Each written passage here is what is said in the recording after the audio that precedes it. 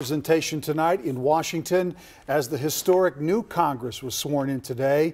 Minnesota's freshman class includes 5 new members for the state's 8 House seats. John Croman spoke to some of the Minnesota delegation today about the challenges ahead in Washington. John? Well, Julie and Randy, the vibe I picked up today was a mix of celebration, anticipation, and some aggravation.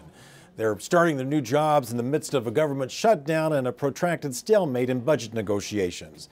They took the genuine oath on the floor of the U.S. House, and then the action moved out to the historic spaces in the Capitol. Just in the last hour, Republican newcomer Pete Stauber of Duluth did the ceremonial oath with his family and Speaker Nancy Pelosi. Earlier today, all 3 DFL newcomers took part in the opening day ritual. Dean Phillips of Plymouth and history-making Ilhan Omar of Minneapolis, you see there, and then Angie Craig of Eagan. Now, she says they'll hit the ground running with some big votes on appropriations bills scheduled later tonight.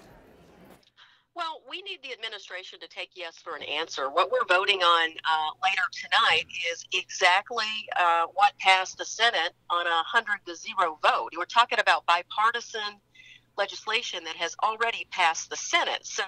And we also reached out today to Republican newcomer Jim Hagedorn of Blue Earth. His chief of staff said they would probably forego that Pelosi photo op. He instead celebrated with family and well-wishers in his office. Back to you.